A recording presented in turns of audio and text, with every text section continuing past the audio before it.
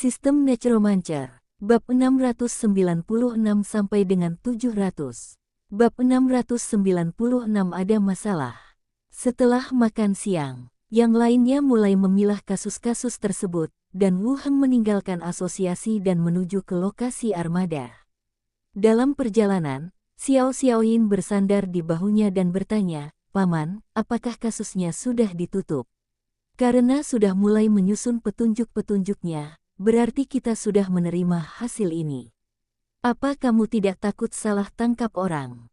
tanya Xiao Xiao penasaran. Semua petunjuk lain di kota ini tidak berguna, dan hanya ini satu-satunya. Sekalipun ada celah, selama kasusnya bisa diklarifikasi, kasus itu harus ditutup, Wu Heng menjelaskan dengan lembut. Mereka di sini bukan untuk menyelidiki, mereka di sini untuk mendapatkan manfaat. Yah, sebagian besar dari mereka datang ke sini untuk mendapatkan pahala. Setelah tiba di pelabuhan, Wu Heng langsung naik ke kapal. "Bagaimana? Apa kamu mendapat sesuatu hari ini?" Pilipa berjalan mendekat. Putri kelima dan pembantunya juga mengikuti di belakang. Wu Heng berkata, "Kami menemukannya." Pemimpin sebuah geng awalnya adalah seorang bajak laut. Diakon asosiasi menemukan petunjuk dan membunuh orang-orang. Kemudian tentara di kota mulai bertempur, dan masalah itu ditutup-tutupi. Mendengar berita itu, mereka bertiga tercengang. "Dengar, sudah kubilang ini tidak ada hubungannya dengan kota Netale." "Pilipa, kau kalah," kata putri kelima dengan sedikit bersemangat. Pilipa mengerutkan kening. Apakah mereka menangkap pemimpinnya? Apakah dia mengakuinya? Pria itu tewas dalam pertempuran setengah bulan yang lalu. Sumber petunjuknya adalah surat yang ditinggalkan oleh pembicara rahasia, jelas Wu Heng. Mata Pilipa berubah sesaat, dan dia bertanya untuk konfirmasi, apakah dia membunuhnya. Tanpa petunjuk baru, para tetua telah menyimpulkan bahwa dialah pelakunya, jawab Wu Heng. "Aku kenal Dasil. Dia bukan bajak laut dan tidak akan melakukan hal sebodoh itu." Putri kelima meletakkan tangannya di belakang punggung dan sedikit membusungkan dadanya. "Apa maksudmu?" "Setidaknya bajak laut tidak akan mengkhianati rakyatnya sendiri," balas Pilipa.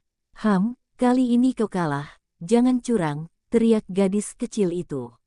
"Masih belum jelas siapa yang akan kalah." Pilipa menatap Wu Heng. "Kenapa kau tidak menangkap penguasa kota dan menanyainya langsung?" "Aku ingat asosiasi menanyaimu langsung terakhir kali dan bahkan menggunakan alat peraga.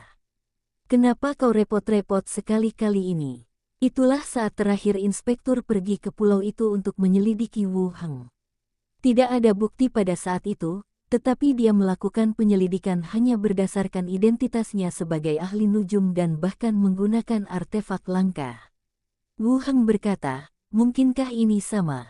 Apa bedanya? Bukankah ada dua pemain level 18 di tim? Apa kamu khawatir dia tidak akan bekerja sama?"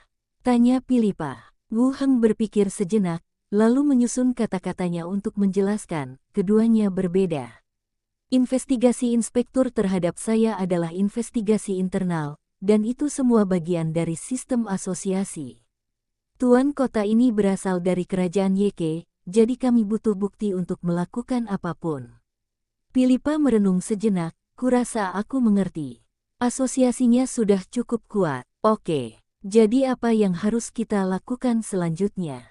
lanjut Pilipa. "Armada akan mulai bersiap. Kita akan beristirahat sehari besok, lalu kembali ke Pulau Harta Karun," perintah Wu Heng. Pilipa mengangguk, "Baiklah, saya akan siap." Wu Heng melanjutkan, "Aku kembali dulu." "Baiklah." Pilipa mengangguk. Wu Heng turun dari kapal dan mendengar suara aneh pelayan di belakangnya. "Putri, menurutmu apa nama yang tepat untuk Nautilus di masa depan?" Dalam perjalanan, mereka pergi ke toko barang-barang kulit dan berjanji kepada pemiliknya untuk membawanya pergi. "Saya masih harus mengatakannya terlebih dahulu. Kembali ke asosiasi." Semua orang tampak jauh lebih santai dan tidak lagi sibuk seperti saat mereka menyelidiki kasus tersebut. Wu Heng duduk di tempat istirahat kosong di dekatnya, membolak-balik surat-surat yang ditinggalkan di asosiasi. Mereka belum dikirim untuk waktu yang lama dan semuanya ditahan di sini. Terdengar langkah kaki dan Kavina menghampiri. Saat kau pergi, penguasa kota datang. Apa yang kau lakukan di sini? Tanya Wu Heng penasaran. Mereka datang untuk menanyakan keadaan orang-orang yang ditangkap. Mereka mengetahui bahwa mereka pasti terlibat dalam pembunuhan di agen itu, tetapi mereka tidak banyak bicara, kenang Kavina. Ia kemudian menambahkan, ngomong-ngomong, mereka juga bilang ingin mengadakan perjamuan untuk semua orang, tetapi para penatua menolak. Dia pasti ada di sini untuk mendapatkan informasi. Baiklah, kita tinggal saja di kota. Kurasa dia lebih gugup daripada si pembunuh. Sungguh, saat keduanya mengobrol, seorang anggota tim Kavina datang dari belakang. Aku akan sibuk. Kavina juga berdiri. Silakan. Wu Heng mengangguk. Kavina pergi dan Wu Heng kembali ke asramanya. Malam tiba di kamar tidur. Xiao Xiao menjulurkan kepalanya dari dinding dan berkata, "Paman, aku memanggil mereka kembali." Saat mereka sedang mengobrol, Glenda dan Benny terbang masuk satu demi satu. "Ada apa?" tanya Glenda. Wu Heng menutup cetak biru di tangannya dan bertanya, "Apakah ada yang salah dengan kedua orang itu?" Glenda mengawasi Presiden Angkatan Darat level 18, sementara Benny bertugas mengawasi mansion Tuan Kota. Keduanya memiliki pembagian kerja yang jelas. Glenda berkata, "Setelah saya sampai di sana, saya mengawasi pergerakannya. Mereka pasti sudah mengatur orang-orang untuk mengawasi perkumpulan itu. Kami sudah menerima laporan tentang tindakan Anda, tetapi belum ada berita tentang pembunuhan di agen itu atau tindakan luar biasa lainnya." "Benny, bagaimana denganmu?" Benny juga berkata, "Kami tidak menemukan apapun di sini, di istana Tuan Kota.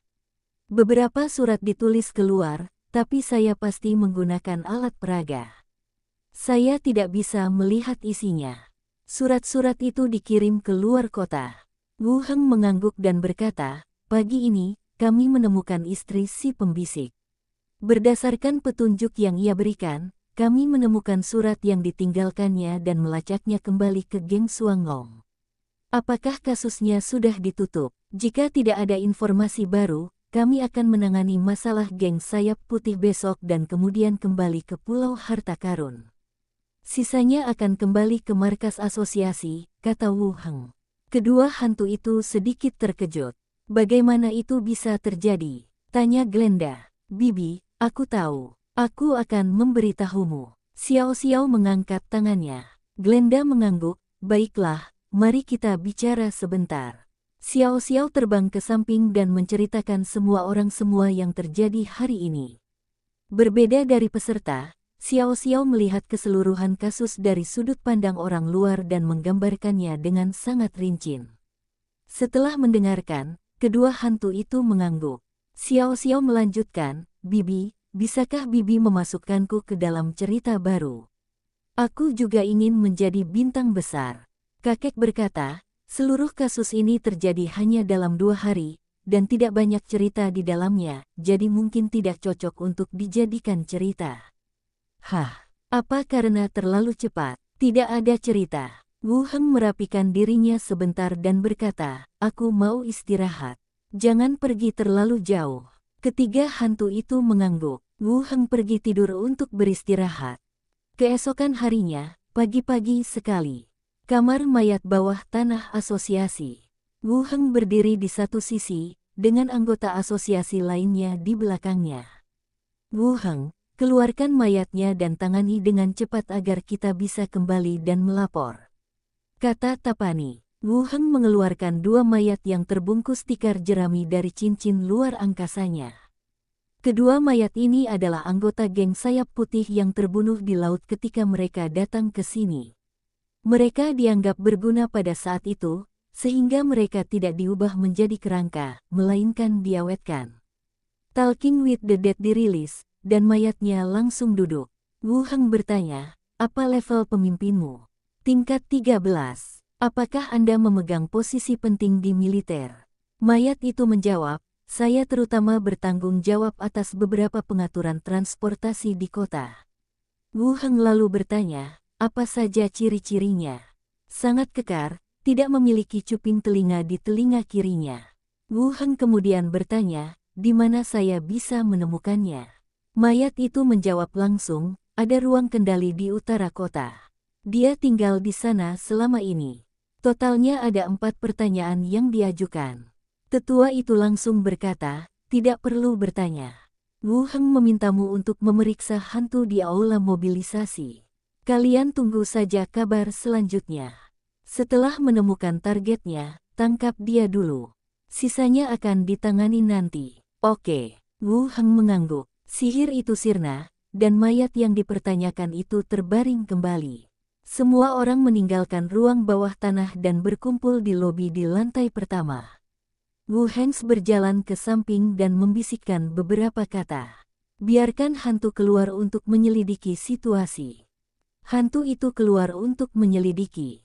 Sisanya menunggu di dalam asosiasi. Kota ini juga memantau setiap gerakan asosiasi, dan jika mereka mengambil tindakan, mereka harus menangkap target mereka secepat mungkin. Jika tidak, hal itu dapat memberi pihak lain waktu untuk bereaksi. Mengenai sikap terhadap pemimpin geng sayap putih, Tetua Tapani mengambil sikap lebih tegas.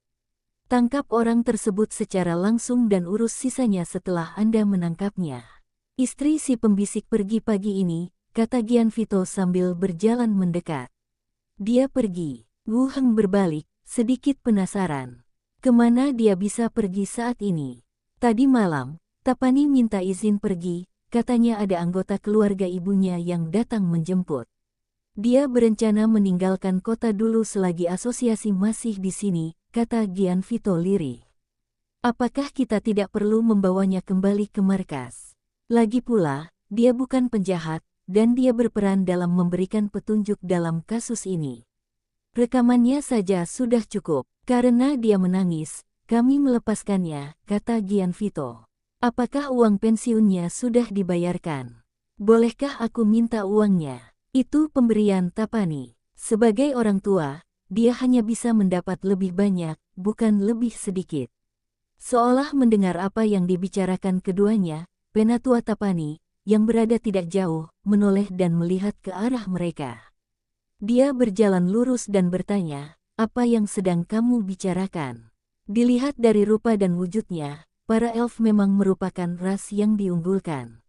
Masih muda, tinggi dan proporsional. Mari kita bicarakan tentang wanita yang pergi pagi ini, kata Gian Vito. Tapani mengangguk. Baguslah dia pergi atas inisiatifnya sendiri. Sepertinya emosinya sedang labil. Mereka bertiga berkumpul dan mengobrol sebentar. Hantu yang dikirim untuk menyelidiki situasi juga terbang kembali. Aku akan ke sana, kata Wu Heng, sambil berjalan sedikit lebih jauh. Ada apa? Apa kau sudah menemukan targetnya? Xiao Xiao merendahkan suaranya dan berkata, aku menemukannya. Ada orang lain. Dia tampak sangat familiar bagiku.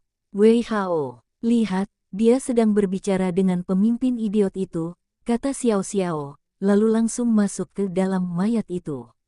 Lalu, sebuah gambar pun terbagi dalam pikiranku. Di dalam ruangan remang-remang itu, dua sosok tengah duduk tegak.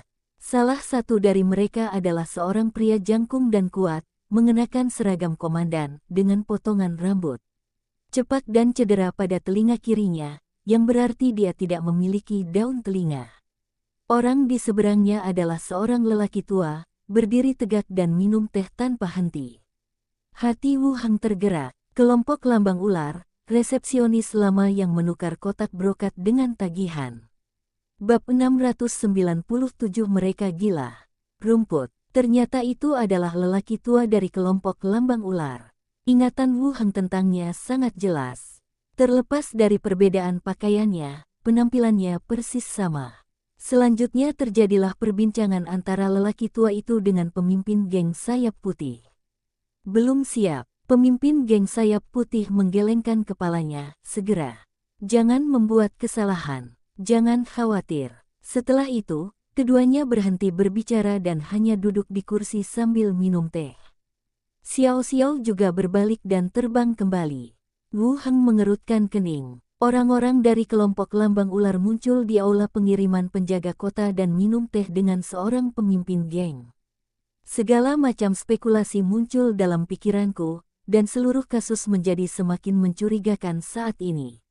Bahkan ada yang mengatakan seluruh kasusnya salah. Ada apa? Gianvito datang dan bertanya. Alis Wu Heng masih berkerut saat dia berkata, "Penatua, mari kita bicarakan tentang dekan di dalam."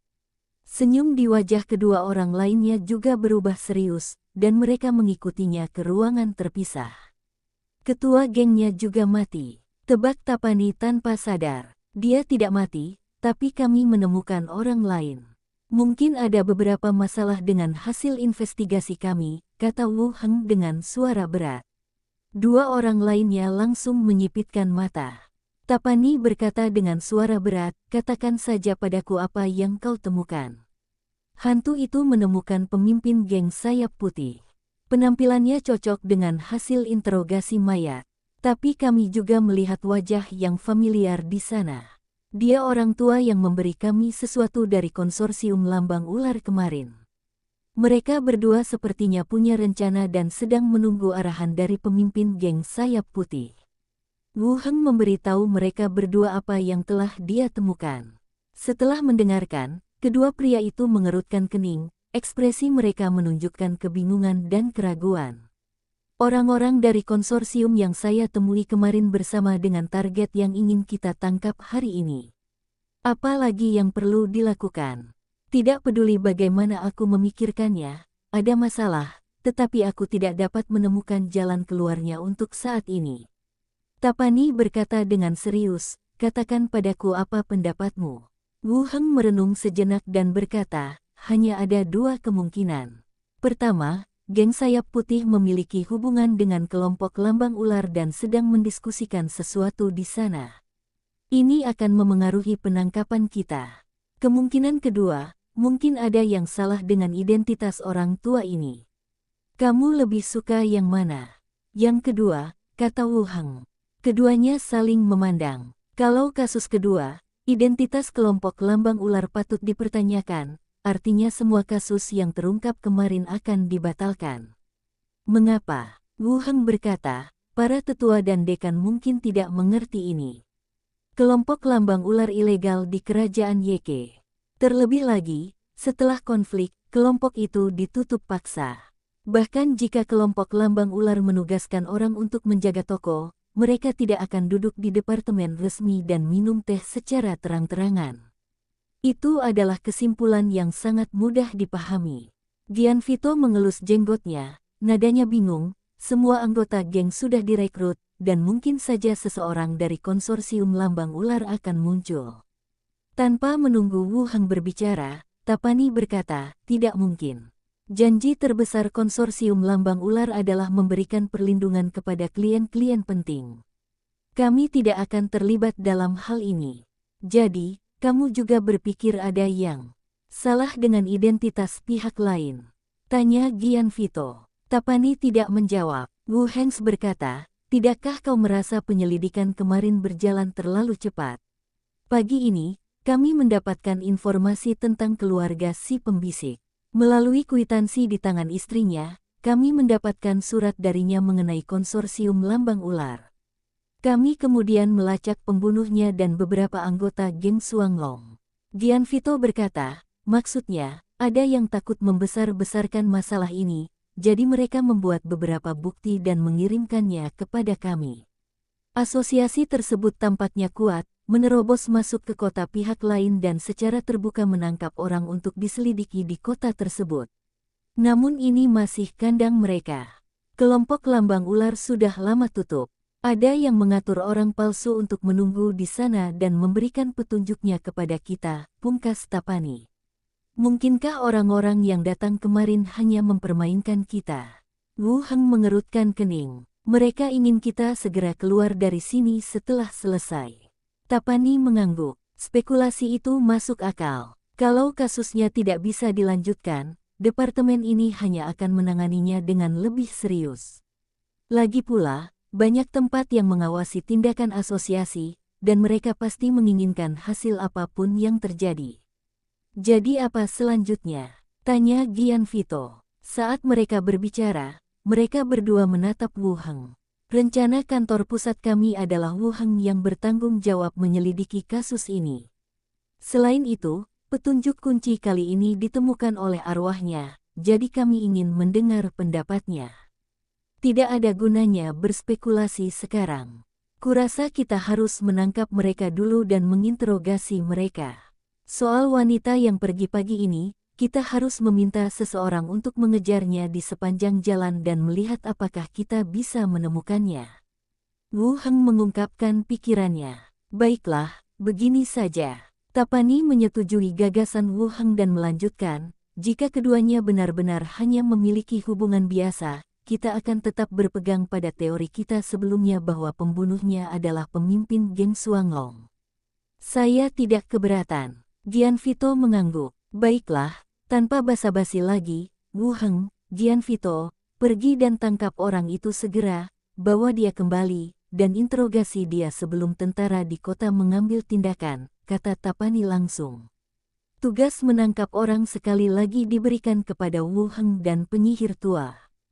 Keduanya mengangguk sebagai jawaban. Dia langsung keluar dari ruangan dan menghentikan 2 profesional level 15, 2 tim asosiasi dan lebih dari 100 prajurit kerangka di pintu. Mereka berbaris keluar gerbang asosiasi dalam prosesi yang megah dan menuju ke aula pengiriman. Pada saat yang sama, beberapa binatang terlatih terbang di berbagai sudut dan mengikuti tim maju dengan cepat. Ruang pengiriman adalah bangunan 4 lantai. Bang gelombang. Gerbang didobrak dengan keras, dan para anggota asosiasi langsung menyerbu masuk ke dalam gedung dengan tubuh bergelimpangan. Para prajurit yang melawan dan mencoba memberi informasi semuanya ditundukkan di tempat. Ini bukan kamp militer, ini hanya departemen fungsional. Tidak banyak tentara di dalam, jadi tidak terlalu sulit. Wu Heng memimpin tim ke aula gedung. Pemimpin geng sayap putih, yang kehilangan daun telinganya, berdiri di sana, memandang orang-orang yang masuk dengan terkejut. Setelah ragu beberapa kali, ia berkata, "Hadirin sekalian, ini area pengiriman yang penting. Saya khawatir ini melanggar aturan." Tak seorang pun yang memperhatikan dan mulai mencari kemana-mana. Tak lama kemudian, lelaki tua dari kelompok lambang ular dalam gambar yang dibagikan itu pun dihidupkan kembali. "Apa yang kamu lakukan di sini?" Gian Vito menatap langsung ke arah orang itu. Pria tua itu tampak agak bingung, tetapi tetap berkata, "Saya di sini untuk menangani beberapa masalah. Ini tidak ada hubungannya dengan asosiasi." Wu Heng melirik orang itu, lalu melihat sekeliling dan berkata langsung, "Dalam kasus perdagangan manusia Emerald Sea, tersangkanya adalah pemimpin geng White Wing dan kaki tangannya. Identifikasi mereka dan bawa mereka kembali untuk diselidiki." Para anggota paguyuban pun bergegas maju, menahan paksa kedua orang tersebut, dan segera berlari menuju paguyuban. Pada saat yang sama, sosok-sosok itu dengan cepat menghilang. Pergilah ke istana Raja Kota dan kamp militer untuk melaporkan apa yang terjadi di sini. Kembali ke asosiasi. Wu Heng dan Gian Vito berjalan di depan, dan di belakang mereka ada anggota asosiasi, mengawal pemimpin geng sayap putih dan seorang pria tua berpakaian gelap. Penatua Tapani berdiri di aula, menatap kedua orang yang datang membawa uang jaminan, dan bertanya dengan nada serius, "Apakah kalian sudah mengonfirmasi identitas kalian?" Wu Heng mengangguk, "Saya telah memverifikasi identitas saya." Interogasi mereka secara terpisah. Biarkan Wu Heng menginterogasi orang-orang dari geng sayap putih. Akan lebih cepat, kata Tapani. Dimengerti. Wu Heng mengangguk dan menunjuk pemimpin geng sayap putih. Bawa dia ke ruang interogasi di sana. Di dalam ruang interogasi, tunggu sampai penyelidik siap. Wu Heng berkata terus terang, "Sejujurnya, kau masih bisa bertahan hidup. Jika kau terus berbelit-belit denganku, kau hanya akan mati." Pemimpin geng itu berkata dengan suara pelan, "Apa yang ingin kau tanyakan?" "Aku tidak pernah melakukan apapun yang menentang perkumpulan ini. Dengan levelmu, kau tidak memenuhi syarat untuk melawan asosiasi," lanjut Wu Heng. Siapa yang memerintahkanmu mengangkut orang ke kota Bejaya? Pemimpin geng sayap putih tercengang. Saya tidak mengerti apa yang Anda bicarakan. Pasti ada yang memfitnah saya. Saya bisa menghadapinya. Nada suaranya melengking, seolah-olah dia sedang diinginkan. Wu Heng menganggap penampilan orang lain itu sedikit lucu. Informasi ini diperoleh dengan menginterogasi mayat. Dibandingkan dengan yang hidup, orang mati tidak akan berbohong. Sebelum Wu Heng sempat berbicara, pendeta di sampingnya berkata, "Kau berbohong. Ayo, potong salah satu jarinya," kata Wu Heng langsung. Tak seorang pun dari asosiasi itu perlu bertindak. Kerangka yang menyertainya menghunus belati dan, sementara lawannya ketakutan dan meronta, berhasil mematahkan jarinya. Ratapan kesakitan bergema dari dalam ruangan. "Hentikan pendarahannya." Pendeta mengeluarkan kemampuan dan lukanya sembuh dengan cepat. "Jangan sampai jarimu patah," kata Wu Heng, lalu melanjutkan, "Siapa dalang di balik semua ini?" Pihak lain tiba-tiba mengangkat kepalanya dan melotot tajam ke arahnya. "Cukup tangguh." Terpotong menjadi dua. Wu Heng hendak berbicara ketika nadanya tiba-tiba terhenti. "Saya hanya merasa hantu saya terbang kembali dari luar dan langsung masuk ke tubuh saya." Wu Heng duduk tegak di kursinya. Gambar-gambar dibagikan dari pikiran. Di langit, berkas cahaya yang rapat dan hierarkis berkumpul menjadi pita cahaya, mendekati sisi ini dari kejauhan. Tatapan mata Wu Heng tiba-tiba tertuju. "Sial, mereka gila." Bab 698 itu dia. "Ada apa?" Pendeta di sebelahnya menoleh dengan rasa ingin tahu. "Pasukan di barak berkumpul di sini."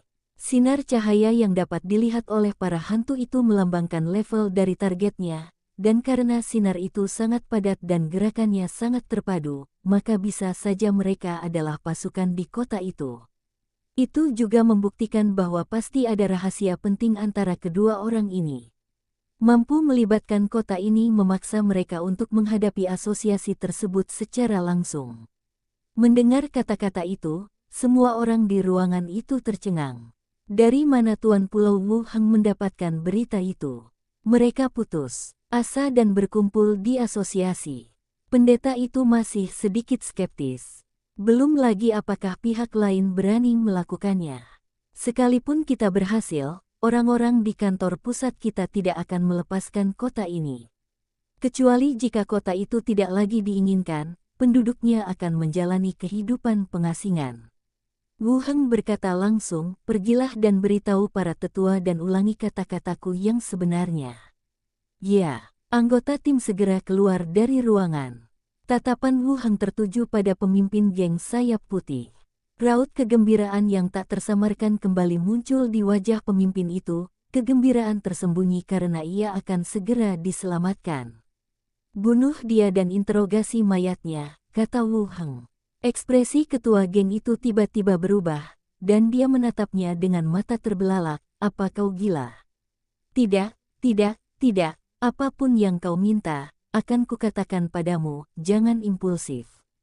Pelayan kerangka itu melangkah maju dan menusukkan bilah pedang pendek itu langsung ke dada. Darah menyembur keluar dari drum. Dia menambahkan 2 serangan pedang lagi secara berurutan, mempercepat kematian. Tak lama kemudian, udara dipenuhi bau darah, pendeta itu mengerutkan kening, dan penyelidik mencatat seperti biasa. Wu Heng berdiri dan bicara dengan orang mati dirilis. Mayat itu berdiri, berlutut di tanah, dan melihat ke arahnya. "Siapa pejabat di balik pengiriman orang ke kota Bejaya?" "Menteri Dalam Negeri Morris." "Apa tujuan mengangkut orang?" "Saya tidak tahu, tapi saya rasa itu mungkin ada hubungannya dengan agama." Wu Heng menoleh ke arah pendeta, yang menatap lurus ke depan. Tampaknya berkata, "Lihat apa yang sedang saya lakukan. Bukan gereja kami yang melakukan hal ini." Setelah berpikir cepat dalam benaknya, arah pertanyaan mulai berubah. "Siapakah lelaki tua berpakaian gelap itu saat dia menangkapmu?" Mayat itu menjawab, "Orang-orang yang diatur Morris untuk datang ke sini membutuhkan kita untuk mengatur agar mereka meninggalkan kota ini." "Apakah dia dari kelompok Lambang Ular?" "Entahlah. Kurasa tidak." Kelompok lambang ular sudah lama pergi dari sini. 5 pertanyaan telah selesai dan tubuhnya jatuh ke tanah dengan bunyi gedebuk. Wu Heng menatap penyidik dan bertanya, apakah Anda merekamnya? Aku sudah mencatatnya. Ayo pergi ke ruang tetua. Keluar dari ruangan. Penatua Tapani memberi perintah, dan semua penjaga dalam tim dikirim keluar. Anggota lainnya juga siap bertempur. Melihat Wu Heng keluar, dia melirik mayat yang diseret keluar dari belakang dan bertanya, apa yang kamu temukan? Orang di balik pengawalan perempuan dan anak-anak itu adalah Menteri Dalam Negeri, bernama Morris. Orang lain mengatakan bahwa kemungkinan besar dia bukan dari kelompok lambang ular, kata Wu Heng. Tapani mengangguk, bunuh saja mayatnya lalu segera keluar dari pelabuhan. Tampaknya pihak lain juga sudah mengambil keputusan. Tidak perlu lagi melalui prosedur asosiasi. Kedua lelaki itu langsung masuk ke dalam rumah sambil membawa bau darah. Di dalam ruangan, Gianvito masih melakukan interogasi, dan tampaknya segalanya tidak berjalan baik. Coba lihat ke sini. Tapani berkata langsung, Wu Heng akan melakukan penyelidikan, dan penyidik akan mencatat. Wu Heng melirik ke sekeliling ruangan, mengambil buku catatan penyidik, meliriknya, dan berkata langsung, bunuh dia dan interogasi mayatnya. Orang tua di seberangnya mengubah ekspresinya dan langsung berteriak, Anda harus mengikuti prosedur. Dada keranmu tertusuk 2 pedang, dan tubuhnya perlahan lemas, dan dia meninggal secara tragis di tempat. Wu Heng tidak berani menunda dan langsung merilis berbicara dengan orang mati. Mayat itu duduk lagi dan menatap beberapa orang. Wu Heng bertanya, apakah kamu dari kelompok lambang ular? Tidak, siapa yang memintamu menyamar? Mayat itu menjawab, Luke. Luciana. Ruangan itu langsung sunyi. Semua orang mengerutkan kening. Wu Heng merasa sedikit terkejut, tetapi juga merasa itu masuk akal. Menurut aturan, seluruh kota berada di bawah kendali wali kota, tetapi ia jarang muncul. Tidak mengherankan jika ia, satu-satunya pemain profesional level 18 di kota, melakukan hal-hal ini. Apakah Istana Tuan Kota tahu tentang seluruh kejadian di asosiasi? Tahu. Sekarang tampaknya seluruh rencana telah diatur. Untuk memberikan petunjuk yang salah kepada asosiasi dan menyelesaikan masalah ini sesegera mungkin. Wu Heng kemudian bertanya, apakah kematian Diaken setempat ada hubungannya dengan kedua orang ini? Terkait, mata beberapa orang kembali terpaku. Kemarahan terpancar di mata Tapani. Aku bertindak dengan diriku sendiri mulai sekarang. Pada akhirnya, pembunuhnya ternyata adalah 2 orang ini. Hanya tinggal 1 pertanyaan terakhir. Wu Heng bertanya, katakan padaku apa yang kau ketahui tentang pembunuhan Diaken itu. Mayat itu menjawab, yang ku tahu hanyalah bahwa Presiden telah mengatur penyergapan, membunuh Diaken setempat dan beberapa anggota, lalu membakar jasad mereka bersama orang-orang yang gugur dalam pertempuran. Setelah 5 pertanyaan, tubuhnya lemas lagi. Tapani menatap penyidik. Apakah Anda merekamnya? Itu direkam. Penyidik itu mengangguk. Bungkus mayatnya. Seseorang mengeluarkan tikar jerami dan membungkus tubuhnya, dan Tapani langsung memasukkannya ke dalam cincin luar angkasa. Setelah interogasi, penjaga hutan itu berjalan cepat masuk. Penatua, kami telah menemukan bahwa pasukan musuh dilengkapi dengan busur dan panah dan sedang menuju ke sini. Berapa banyak orang? Ada banyak sekali, mungkin lebih dari 5.000. Beberapa orang tampak muram, ayo kita pergi ke pelabuhan, naik kapal dan langsung berangkat. Ya, semua orang mengambil tindakan dan segera pergi. Wu Heng segera kembali ke asrama, mengambil radio dan menelepon Philippa, tetapi tidak ada jawaban. Lalu dia berkata, tentara di kota akan menyerang kita. Mereka akan membantu kita naik ke kapal lalu pergi. Setelah mengatakan itu, simpan perangkat itu. Lompat turun dari gedung dan ikuti tim untuk mengungsi dengan cepat ke pelabuhan. Pelabuhan. Sekelompok pengawal kota berdiri di atas kuk, melirik kapten perempuan dan kerangka yang berdiri diagonal di atas mereka, tersenyum, lalu berkata, Kapten markas besar kami, ya. Para tetua asosiasi mengirim kami ke sini untuk memberitahu Anda agar datang ke asosiasi. Katanya ada hal penting yang perlu dibicarakan. Mata Pilipa tiba-tiba menajam saat dia melirik prajurit di bawahnya dan bertanya, "Penatua, apakah kalian mencari saya?" Prajurit yang menyampaikan pesan itu juga sedikit menyipitkan matanya. Saya segera menyadari ada yang salah dengan apa yang saya katakan. Sebuah belati terlepas dari lengan bajunya dan tiba-tiba menusuk Pilipa di dada. Pilipa juga bersiap dan segera mundur. Pada saat yang sama, pelayan kerangka di belakangnya bergegas maju dan menebas kepala lawan dengan pedang panjang di tangannya. Dentang gelombang, suara benturan logam yang keras terdengar, dan para prajurit di bawah mundur beberapa langkah.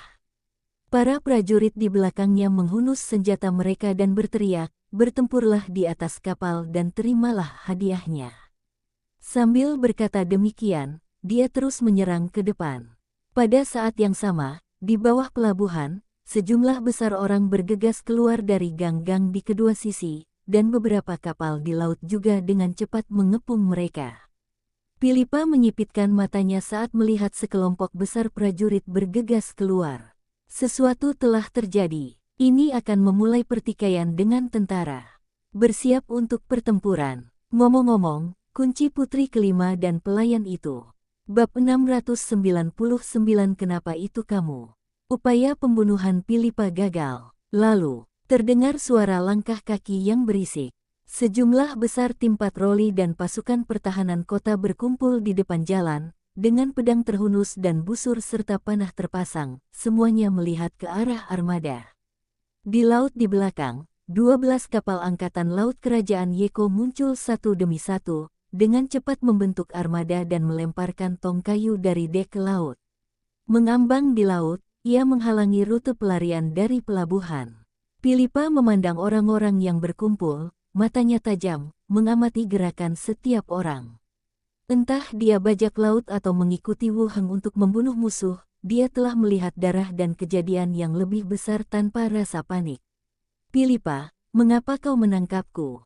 Putri kelima melepaskan diri dari kerangka yang menahannya dan berteriak. Pilipa menoleh dan melihat ke arahku. "Diam saja." Putri kelima memandang armada yang menghalangi laut di belakangnya dan pasukan yang berkumpul di pelabuhan, dan wajahnya kembali pucat. "Dari pemandangan di depan mataku, aku sudah bisa menebak apa yang telah terjadi. Jika pembunuhnya adalah pemimpin geng yang teridentifikasi dalam penyelidikan kemarin, maka seluruh kasusnya hampir berakhir. Pengumpulan tentara yang tiba-tiba dan tidak normal di sini berarti bahwa tim investigasi asosiasi telah menemukan petunjuk baru. Dan itu adalah petunjuk yang terkait dengan pemimpin seluruh kota. Orang-orang ini ingin menghancurkan kota ini dan seluruh kerajaan Yeko." Setelah melihat sekeliling, putri kelima mengalihkan pandangannya kembali ke Pilipa dan berkata, "Kali ini aku kalah. Aku akan memberikan nyawaku sebagai kompensasi. Bawalah aku untuk menyelamatkan Wu Heng dan yang lainnya. Lagi pula, aku anggota keluarga kerajaan." Pilipa menatap ekspresi serius orang itu dan berkata, "Ada tetua di asosiasi ini. Jangan bilang kau putri kelima yang melarikan diri. Bahkan jika ayahmu masih hidup, itu mungkin tidak ada gunanya. Mengapa kamu bicara begitu kasar?" Cek, Pilipa tertawa. Di belakangnya, sekelompok besar kerangka mulai berkumpul di tepi dek. Kendaraan lapis baja angkatan laut, yang menampung senjata. Dengan menggunakan pagar sebagai perlindungan, mereka bersiap untuk bertempur. Di bawah, pasukan segera berkumpul, dengan infanteri di barisan depan, dan prajurit yang memegang busur silang serta kereta busur silang didorong keluar di belakang mereka. Suasana hikmat dan mematikan langsung menyebar. Perasaan ini adalah sesuatu yang tidak dapat dicapai oleh bandit dan bajak laut. Pada saat ini, dua orang prajurit keluar membawa kursi dan meletakkannya di tengah-tengah pasukan. Seorang pria jangkung dan kurus mengenakan seragam komandan pertahanan kota berjalan keluar, duduk di kursi dengan santai, menyilangkan kakinya dan melihat ke depan. Lalu dia membisikkan beberapa kata. Seorang prajurit segera berlari ke kapal dan berteriak, "Dengar, awak kapal. Semua kapal harus menerima kendali kami tanpa syarat. Semua orang turun sekarang. Omong kosong. Tembak dia, kata Pilipa. Bang gelombang. Kerangka di sampingnya mengangkat tangannya dan menembakkan pistol. Tembakannya tajam dan prajurit yang berteriak itu langsung jatuh ke genangan darah. Tentara di kejauhan juga dikejutkan oleh suara tembakan yang tiba-tiba. Lalu, tiba-tiba terdengar bunyi trompet di pasukan kerajaan Yeko. Suara klakson yang tumpul dan menggelegar itu langsung menyebar. Bunuh gelombang. Teriakan dan jeritan pembunuhan bergema di mana-mana. Pasukan di bawah mulai menyerang langsung dan bergegas menuju pelabuhan secara berkelompok. Para prajurit infanteri memimpin serangan, dan para pemanah di barisan belakang mengikuti, siap menyerang dalam jarak tertentu. Saat pasukan semakin dekat, persiapan mulai dilakukan untuk menaiki Chevaux de Force. Pilipa menoleh dan memerintahkan, tembak mereka untukku. Begitu kata-kata itu terucap, kerangka-kerangka berdiri dari tepi dek, dengan moncong senjata hitam mereka menunjuk ke arah kerumunan di bawah. Bang gelombang, bang gelombang. Senapan mulai ditembakkan secara beruntun, diikuti oleh senapan mesin yang dipasang tinggi, menyemburkan api ke bawah. Dalam sekejap, peluru ditembakkan dari beberapa kapal yang berlabuh, dan tubuh para prajurit yang bergegas masuk dari barisan depan jatuh ke tanah satu demi satu. Ledakan gelombang. Kereta panah itu terkena tembakan senapan mesin sebelum didorong ke posisi tetapnya. Kendaraan itu meledak seketika, dan prajurit yang mengendalikannya tercabik-cabik. Ledakan tim penyihir di sana, tunjuk Pilipa. Senapan mesin itu memutar moncongnya. Tim penyihir di bawah langsung menunjukkan rasa takut dan panik. Lalu tim itu meledak, dan sang penyihir, yang gerakannya sedikit lebih lambat, langsung terpental ke langit. Putri kelima dan gadis kecil itu bersembunyi di balik pagar, menutupi telinga mereka dan meringkuk seperti bola. Apa yang sedang terjadi? Tentara kerajaan yang tampak begitu kuat, sebenarnya begitu lemah. Mereka menyerbu maju dengan gegabah, lalu jatuh satu demi satu. Senjata ini gelombang. Putri, apa ini? Teriak pelayan kecil itu. Senjata misterius dari Pulau Harta Karun, yang digunakan untuk mengusir bajak laut. Putri kelima menjawab tanpa sadar. Menyaksikan tentara mati dalam jumlah besar. Ia merasakan depresi yang tak terlukiskan di hatinya. Meskipun ia tahu kota Netalelah yang melakukan kesalahan, bagaimanapun juga, orang-orang dari kerajaanlah yang mati. Tetapi jika kita tidak melakukan ini, orang-orang di asosiasi ini akan benar-benar mati di sini. Konsekuensinya akan lebih serius. Bom komandan itu gelombang, kata Pilipa lagi. Moncong senapan mesin itu berputar lagi dan terangkat ke atas. Sang komandan, yang sudah ketakutan di tempat kejadian, melihat moncong meriam mengarah ke arahnya. Jantungnya langsung berdebar kencang dan ia pun berlari ke samping. Ledakan gelombang. Detik berikutnya, sesuatu di belakangnya tiba-tiba meledak. Bersamaan dengan dahan-dahan yang berserakan dan tembok-tembok yang hancur, tubuhnya pun ikut terhempas dan jatuh jauh. Sial, itu hampir sampai. Pilipa menamparkan pagar dengan keras. Selama dia tidak terbunuh, dia mungkin bisa pulih dengan minum ramuan. Ini hanya masalah waktu. Pilipa menoleh dan melihat ke belakang, ke arah Laut Zamrud. Armada besar Angkatan Laut Kerajaan Yeko masih bersiaga dan tidak mendekat. Mereka bubar, teriak pelayan itu. Lihat kembali ke arah pelabuhan. Pasukan yang menyerbu mundur dengan panik, hanya meninggalkan mayat-mayat di tanah. Ada pula yang terluka parah namun tidak meninggal, tergeletak di tanah sambil meratap dengan keras. Apa yang harus kita lakukan selanjutnya? Tanya putri kelima. Pilipa melihat sekeliling dan berkata kepada tengkorak berkepala besar berzirah kulit di sampingnya, bagi naga kerangka menjadi dua kelompok. Satu kelompok akan menyerang kapal musuh di laut, dan satu kelompok lagi akan menyerang mereka yang bersembunyi. Sisanya akan siap menyerang ke depan dan membuka jalan bagi Wu Heng dan anak buahnya. Masih banyak musuh di bawah. Meskipun mereka mundur, mereka hanya bersembunyi di balik bangunan luar dan tidak benar-benar mundur. Lagi pula, Wu Heng belum kembali. Kami memiliki kapal di pihak kami dan kami mengandalkan laut untuk pertahanan. Wu Heng sudah ada di kota itu, jadi mungkin situasinya lebih berbahaya. Tidak masalah apakah orang-orang di markas asosiasi itu hidup atau mati, tetapi tidak ada yang bisa terjadi pada Wu Heng. Saat perintah diberikan, suara siulan datang dari kapal kargo raksasa. Naga terbang kerangka melompat turun dari kedua sisi, terbang ke langit, berputar 2 kali, lalu terbang menuju laut dan pelabuhan. Mencapai ketinggian tertentu, majalah di rongga dada terbuka, dan hujan. Besi pekat jatuh dari langit. Asap dan debu mengepul ke angkasa, menghalangi sinar matahari.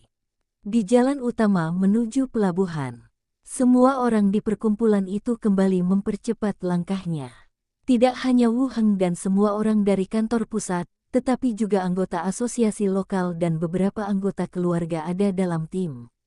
Sikap kedua belah pihak jelas. Siapapun yang tetap tinggal hanya akan dibunuh. Paman, ada asap beracun. Sebuah suara terdengar di telinga Wu Heng. Saat kata-kata itu terucap, asap tiba-tiba mengepul dari kedua sisi.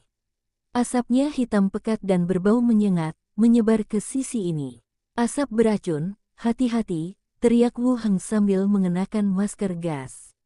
Orang-orang lainnya juga mulai merespons, mengenakan alat pelindung diri atau menutup mulut dan hidung mereka dengan tudung. Pendeta dalam tim itu segera berjalan mendekati tetua dan penyihir tua itu, meletakkan satu tangannya di atas mereka, dan melemparkan lapisan perisai cahaya ke atas mereka untuk mengusir gas beracun. 2 petarung terkuat dalam tim telah diakui oleh publik. Kita harus memastikan tidak ada yang terjadi pada mereka agar anggota tim lainnya dapat bertahan hidup. Penyihir Gianvito mengayunkan tongkatnya dengan keras, lalu angin kencang pun bertiup. Asap beracun menghilang lalu memenuhi udara lagi. Aku sudah memberimu seorang pembunuh. Kenapa kau tidak pergi saja? Kenapa kau mencari kematian? Sebuah suara dingin terdengar dari balik asap. Anda dapat samar-samar melihat sosok di balik asap. Itu pemimpin presiden level 18. Suara Granda kembali terdengar di telingaku. Wu Heng melangkah maju dan berbisik, dia presiden kota, seorang profesional level 18. Aku pernah menyelidikinya sebelumnya. Penatua Tapani menyipitkan matanya. Tidak heran ada profesional level 18 di kota ini. Dia mengangguk pelan dan berkata kepada orang-orang di depannya, tahukah kalian konsekuensi membunuh anggota asosiasi? Bukan hanya kalian yang akan mati, tetapi seluruh kerajaan Yeke, termasuk keluarga kalian, akan terlibat. Saat dia berbicara, orang-orang di belakangnya jatuh satu demi satu karena keracunan. Penawarnya tidak dapat menghilangkan racun yang ada, dan para pendeta dalam tim hanya dapat menyediakan beberapa profesional tingkat tinggi dengan pengisian perisai terus-menerus untuk melindungi diri dari racun. Setelah itu, dia berbisik ke samping, ada bahaya, bawa Wu Heng dan Sim pergi, dan teleportasi keluar. Gianvito berkata, di mana yang lainnya? Itu tergantung pada takdir. Bagus. Beberapa orang berbisik. Terdengar juga cibiran dari pihak lain, gelombang. Kalau ada orang lain yang datang, bunuh saja mereka, seperti yang kau lakukan. Arogan. Tapani meraung, mengetuk-ngetukkan kakinya, dan menyerbu ke dalam asap. Saat pergerakan berlangsung, angin dan guntur menderu. Lalu, dalam kepulan asap, terlihat sosok Tapani tengah bertarung dengan yang lain, pedang dan tinju berhamburan dan meledak di mana-mana. Bunuh gelombang. Pada saat yang sama, teriakan pembunuhan terdengar di mana-mana. Sekelompok besar prajurit kerajaan bergegas keluar dari kedua sisi. Meskipun mereka menutup mulut dan hidung, mereka jelas tidak takut dengan asap beracun. Itu harus menjadi ramuan detoksifikasi yang dibuat khusus. Ketemu musuh. Seru Gianvito lantang sambil mengacungkan tongkat di tangannya ke depan, bum gelombang. Guntur bergemuruh dari langit tiada henti. Musuh-musuh yang terkena dampak sepanjang jalan roboh ke tanah dengan tubuh hangus. Para anggota perkumpulan itu bergegas keluar sambil membawa senjata mereka, menyerang musuh secara langsung. Bang bang bang gelombang. Di pihak Wu Heng, beberapa kerangka di sekelilingnya mengangkat senapan mesin mereka dan menembaki bagian depan, menewaskan sederet musuh. Gunakan Battlefield of the Dead untuk melepaskan teknik pemanggilan mayat. Mayat yang jatuh itu berubah menjadi mayat busuk, menerkam musuh dengan taring dan cakarnya yang teracung. Mayat-mayat busuk itu dibunuh dan terus berubah menjadi laba-laba seukuran mangkuk. Laba-laba itu mati dan ledakan mayat hidup dipicu. Gas beracun mayat hidup memenuhi udara. Zona penyangga dibentuk ke arah pertahanan Wu Heng. Jangan bunuh mereka, cari saja siapa yang memimpin, kata Wu Heng ke udara. Ketiga hantu itu tidak lagi membunuh musuh. Cepat bubar dan terbang ke arah lain. Wu Heng melirik ke sampingnya dan melihat bahwa jumlah mayat cukup untuk bertahan beberapa saat, jadi dia segera pergi untuk mendukung yang lain di belakangnya. Tembak dengan senapan, lalu ubah mayatnya dan serang. Necromancer cocok untuk pertempuran semacam ini. Ada cukup banyak mayat, dan mereka dapat terus diubah di belakang. Wu Heng, pemilik pulau ada di gedung itu. Dia memimpin pertempuran di sini. Benny terbang kembali dari luar dan berbisik di telinganya. Ketemu konduktornya. Biarkan Glenda membunuhnya. Kalau kita nggak bisa membunuhnya, kita harus bawa alat peraga, kata Glenda. Orang ini benar-benar siap. Aku akan pergi dan membunuhnya, kata Wu Heng. Ada penyergapan di gedung. Sepertinya mereka menunggu Gian Vito berteleportasi. Kegelapan, bisik Wu Heng, sambil berjalan cepat menuju posisi Gian Vito. Pemilik pulau sedang memimpin pertempuran. Di mana? Tanya Gian Vito penasaran. Di gedung sebelah sana, perintah sedang dikeluarkan melalui kurir. Wu Heng menunjuk ke kejauhan. Gian Vito melirik gedung-gedung di kejauhan dan berkata, aku akan pergi dan membunuhnya. Lepaskan aku. Aku dan kerangka lebih cocok bertarung di dalam gedung, kata Wu Heng. Kau akan membunuhnya. Tunggu sampai aku membawa kepalanya kembali, dan biarkan semua orang bertahan, kata Wu Heng, dan meminta Kaxiu dan Keranmu untuk berdiri di sampingnya. Pola formasi di bawah kakinya menyala, menutupi Wu Heng dan kerangka itu. Mata Gian Vito melebar, kau mempelajarinya. Ia menghilang pada detik berikutnya. Gian Vito tertegun sejenak, bagaimana aku bisa masuk ke sekolah Necromancer? Sambil bergumam, dia melambaikan tongkat di tangannya lagi. Anak panah energi padat jatuh dari atas, berderak ke arah kerumunan, menewaskan banyak musuh. Berdecit, berderit gelombang. Terdengar suara melengking. Bang gelombang. Sebuah anak panah setebal lengan melesat dari kejauhan, menghancurkan mayat-mayat di sepanjang jalan dan membawa seorang anggota asosiasi terlempar mundur. Gian Vito melihat ke sana, dan petir menyambar kereta panah. Lingkaran ajaib itu berkelebat. Wu Heng muncul di sudut gelap bersama kerangka itu, dan di seberangnya terdapat bangunan yang baru saja ditemukan hantu itu. Anda dapat samar-samar melihat para penjaga bersembunyi di atap dan di beberapa tempat gelap. Saya berdiri di sana dan menunggu selama 2 atau 3 menit.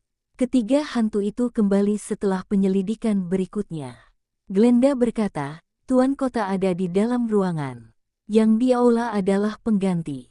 Pemilik sebenarnya ada di dalam ruangan. Ada banyak mekanisme dan beberapa profesional tingkat tinggi di dalamnya. Dia tampak seperti orang yang teliti. Dasar brengsek. Orang ini bersembunyi dalam kegelapan untuk memberi perintah dan juga mengatur serangan dan penyergapan. Tampaknya beberapa penilaian juga telah dilakukan terhadap efektivitas tempur personel asosiasi tersebut. Lalu Penny berkata, ada lebih dari 50 prajurit berbaju besi lengkap di halaman, dan kuda-kuda sudah siap di pintu belakang. Lalu Xiao Xiao berkata, ada 5 penjaga rahasia di pintu dan 3 di atap. Wu Heng dengan cepat mensimulasikan rencana serangan dalam pikirannya. Saya rasa masalahnya tidak terlalu besar. Tidak ada profesional tingkat tinggi, dan karakter utamanya hanya level 16. Dia punya hantu, dan dia tidak bisa melarikan diri. Meskipun dia mau, apakah kalian siap membunuh semua orang? Wu Heng menyerahkan 2 senapan mesin berat kepada Kasu dan Keranmu. Kedua kerangka itu dengan cekatan membuka pengaman dan menahannya di satu sisi. "Siap!" teriak Xiao Xiao. Dua orang lainnya pun mengangguk. "Anda bertanggung jawab untuk membersihkan penjaga rahasia, dan kami akan menyerbu masuk." Di dalam rumah, ruangan dalam. Tuan kota, pelabuhan menderita kerugian besar. Musuh memiliki senjata yang belum pernah kita lihat sebelumnya. Pasukan berhasil dipukul mundur sepenuhnya dan komandan pertahanan kota terluka parah, kata prajurit yang melapor. Mata Dasil melebar, ekspresinya menunjukkan kemarahan tetapi dia segera menahannya. Suatu pasukan pergi untuk menangkap sebuah kapal ketika pasukan utamanya tidak ada di sana, namun gagal. Apakah orang-orang di kantor pusat asosiasi begitu berkuasa? Biarkan hantu air menebas perahu. Baik, Tuan, jawab prajurit itu dan segera pergi.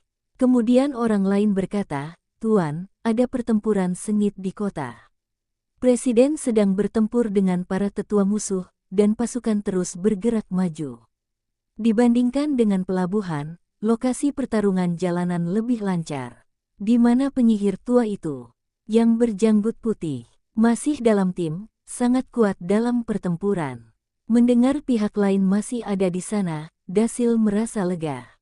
Lanjutkan serangan dengan segala cara.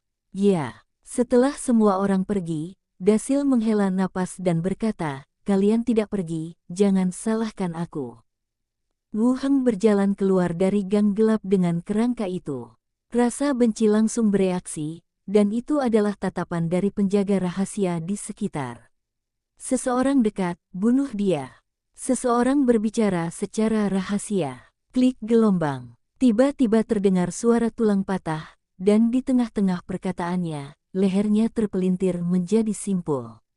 Wu Heng melangkah menuju pintu sambil membawa kerangka itu. Para penjaga rahasia di sekitar situ lehernya dipatahkan satu persatu dan jatuh lemas ke tanah. Sampai ke gerbang halaman. Nilai, kata Wu Heng. Bang gelombang. Kaxiu menendangnya. Di halaman, para prajurit infanteri berat yang mengenakan baju zirah perak cemerlang semuanya menoleh untuk melihat. Bab 700 melihat ke belakang, hanya ada satu jalan. Di dalam halaman terdapat prajurit yang mengenakan baju zirah berat, dengan perisai atau pedang diletakkan di depan mereka, seperti mesin humanoid yang terbuat dari baja. Pintu ditendang hingga terbuka dengan keras.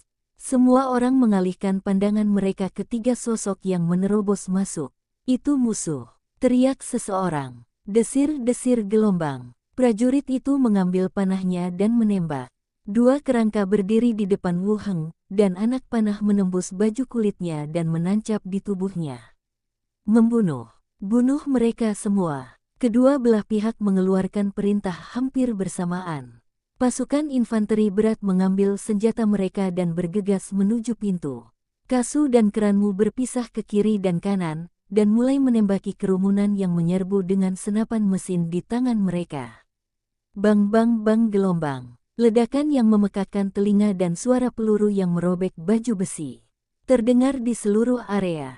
Pada jarak sedekat itu, daya mematikan peluru mencapai titik maksimumnya. Baju sirah yang tampaknya tidak bisa dihancurkan itu robek hingga berlubang dan tertanam di tubuh para prajurit. Beberapa orang mencoba mengangkat perisai mereka untuk mempertahankan diri, tetapi hujan tembakan yang lebat menghancurkan perisai mereka, dan prajurit infanteri lapis baja berat jatuh satu demi satu, memenuhi seluruh halaman. Semua pria tewas dan senapan mesin berat berhenti menembak. Udara dipenuhi bau mesiu yang terbakar dan bau darah yang menyengat. Wu Heng mengangkat tongkatnya, dan lingkaran cahaya putih keabu-abuan menyebar. Prajurit infanteri berbaju besi berat, yang baru saja tewas di halaman berdiri dengan gemetar dan berjalan menuju sisi ini. Daging dan darah yang meleleh terus bocor keluar dari lubang-lubang di baju besi yang rusak. Tetesannya berceceran di tanah. Paman, mereka masih di dalam, menjaga pintu, menunggu paman masuk, kata Xiao Xiao.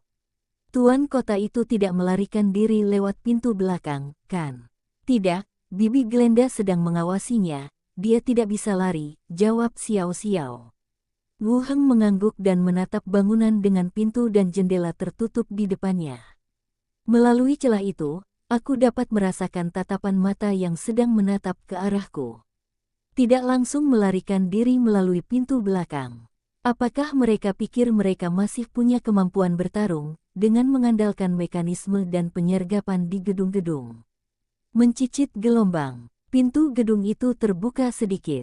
Kedengarannya seperti provokasi. Kalau kamu punya nyali, masuk saja. Kalian akan bertarung sampai mati, tapi aku akan menjadi pahlawan. Wu Heng mengeluarkan senapan mesin langsung dari cincin luar angkasa. Senjata itu dipasang di tanah, rantai peluru dipasang, dan moncongnya menghadap ke depan. Detik berikutnya, bagaikan dewa yang meraung, lidah-lidah api yang besar melesat ke arah bangunan di depan. Pintu dan jendela rapuh seperti potongan kertas, dan batu bata serta puing beterbangan di mana-mana. Dinding kokoh itu hancur menjadi puing-puing akibat hujan peluru, dan debu mengepul seperti asap.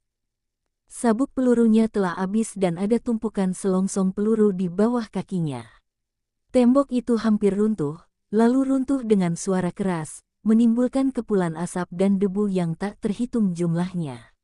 Pemandangan di dalam gedung juga sepenuhnya terlihat tanpa halangan apapun. Tanah dipenuhi dengan tubuh-tubuh dan anggota tubuh yang patah dari orang-orang yang telah hancur berkeping-keping, berserakan di seluruh ruangan. Beberapa prajurit yang terluka parah, untungnya selamat, muntah darah. Ketika tembok runtuh, mereka menatap senapan mesin di luar dengan wajah ngeri. Sambil muntah darah, dia berteriak, "Tolong selamatkan nyawamu, itu bukan urusan kami. Jangan bunuh kami. Saya bersedia bekerja sama dalam penyelidikan ini. Tolong selamatkan nyawa saya, tolong selamatkan nyawa saya." Satu orang berteriak, dan yang lain mengikutinya. Dia memohon dengan keras agar diberi ampun dan kini bersedia bekerja sama dalam penyelidikan asalkan mereka tidak dibunuh. Wu Heng melirik ke dalam dan tidak melihat penguasa kota, Dasil, di antara orang-orang yang masih hidup. Wu Heng melambaikan tangannya dan berkata, "Bunuh mereka semua." Para kerangka berbaju besi berat yang bersiaga bergegas maju. Bunuh orang-orang terluka yang meratap di dalam ruangan. Jam berapa sekarang? Tentara di luar masih mengepung anggota asosiasi. Meninggalkan para tahanan hanya akan mendatangkan masalah bagi diri sendiri. "Paman, orang itu ada di dalam," kata Xiao Xiao segera. Di dalam sebuah ruangan, penguasa kota, Dasil, berlumuran darah, satu lengannya terkulai lemas. Ia mengeluarkan ramuan itu dan meneguknya dalam tegukan besar. Mendengarkan permohonan belas kasihan dan ratapan terakhir di luar, wajah Dasil menjadi semakin buruk dan dia sedikit bingung. Setelah menahan dua profesional level 18, yang tersisa hanyalah membunuh mereka semua. Namun yang paling tidak mencolok, yakni pemilik Treasure Island yang diduga datang untuk menyelidiki, justru bisa memperlihatkan kemampuan bertarung yang begitu hebat. Dia menggantikan penyihir tua itu dan datang ke sini untuk membunuhnya. Salah.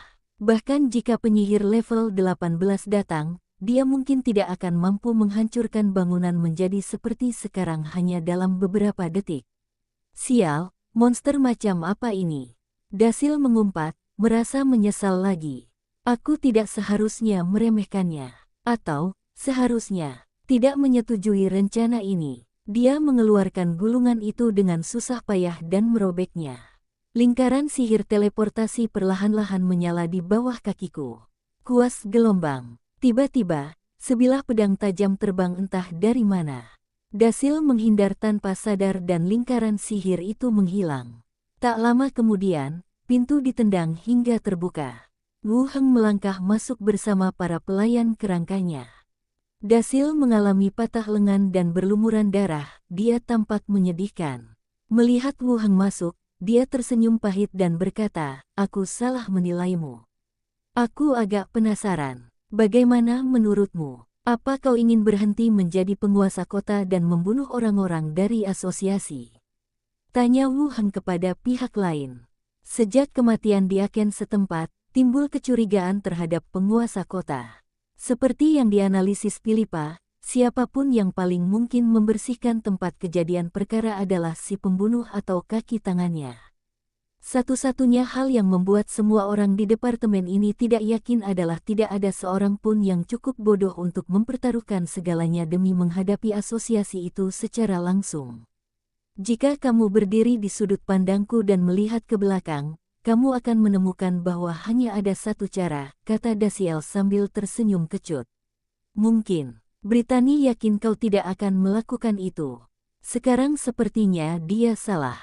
Wu Heng mengangguk. Putri kelima, dia yang terpintar di keluarga kerajaan, tapi dia terlalu idealis, seperti anak yang terlalu dilindungi. Tapi aku senang mendengar dia masih hidup, kata Dasiel, lalu menambahkan, bisakah aku bertahan hidup jika aku menyerah? Aku bukan lagi ancaman bagimu, jadi aku bisa bekerja sama denganmu. Wu Heng melirik lengannya yang terputus dan menggelengkan kepalanya, tidak. Aku ingin menggunakan kepalamu untuk meredakan perang di luar. Kalau begitu, mari kita lihat siapa di antara kita yang bisa selamat. Tatapan mata Dasiel tajam, lalu ia mengeluarkan belati dengan satu-satunya tangannya yang tersisa dan menggenggamnya. Wu Heng melirik ke samping dan berkata, bunuh dia, jangan hancurkan penampilannya. Sombong gelombang, teriak Dasiel dan menyerbu ke depan. Kaksiu juga berubah menjadi aliran cahaya dan bergegas keluar. Dalam sekejap mata, dia menyerbu ke arah lawan dan menghancurkan tenggorokannya dengan satu pukulan. Tubuh Dasiel terlempar mundur dan meluncur menuruni dinding, matanya terbelalak, dan tubuhnya perlahan runtuh. Gulung, si kerangka menurunkan permadani di sampingnya, menggulung mayat dan menaruhnya ke dalam cincin luar angkasa. Wu Heng datang ke aula dan melepaskan medan perang mayat lagi, dan beberapa kerangka berdiri dari semua sisi. Mari ikut saya. Mereka berjalan cepat keluar bersama-sama. Sebuah kota, angin menderu dan suara pertempuran serta tabrakan memekakkan telinga. Penatua Tapani memegang pedang di satu tangan, matanya tajam, dan pedang itu seperti ular perak yang lincah, menyerang terus-menerus pada sudut yang cepat dan sulit. Di hadapannya ada seorang petinju berbadan kekar dan berjanggut. Langkahnya mantap dan pukulannya bertubi-tubi. Setiap pukulannya bagaikan gunung berapi yang meletus, dengan dentuman keras dan semburan api. Saat kedua pria itu bertarung, pohon-pohon di sekitarnya patah menjadi dua, meninggalkan cekungan seperti jaring laba-laba dan bekas pedang di tanah dan dinding sekitar. Para elf adalah ras yang diunggulkan dan bisa menghabiskan lebih banyak waktu untuk mengasah ilmu pedang mereka. Petinju itu mundur selangkah, menciptakan jarak singkat. Bukan giliranmu untuk mengkritikku, kata Tapani dingin. Semua anak buahmu akan mati, apa kau tidak khawatir sama sekali? Kau satu-satunya yang tersisa dan tidak bisa pergi. Petinju itu meletakkan tangannya di belakang punggung, tampak tenang dan kalem. Tapani juga memaksakan senyum. Kau pikir kau bisa lolos dari tim investigasi yang ditunjuk langsung oleh kelima kepala suku itu? Sekalipun kau mencoba menjadi pengecut, kau tak akan bisa lolos dari investigasi para kepala suku. Haha gelombang, beraninya aku membunuhmu, dan kau masih ingin menakutiku dengan ini. Satu-satunya jalan yang tersisa untukmu adalah kematian. Saat berbicara, petinju itu tiba-tiba melihat ke depan. Asap dan debu mengepul dari sebuah bangunan di area pusat.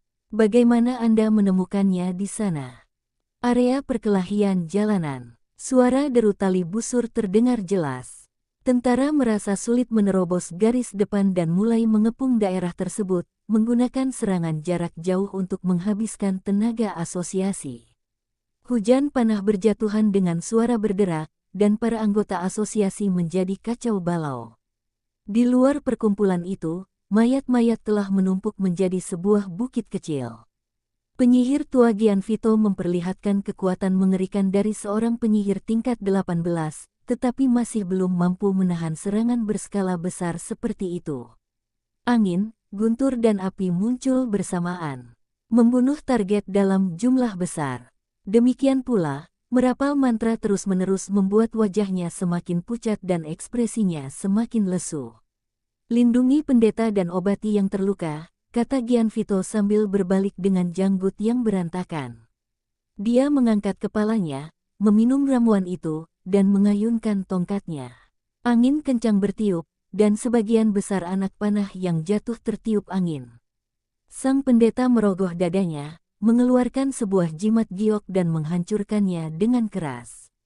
Detik berikutnya, cahaya suci turun dari langit dan paduan suara pun mulai bernyanyi. Yang terluka mulai pulih dari luka-luka mereka dan para pejuang pun pulih dengan cepat.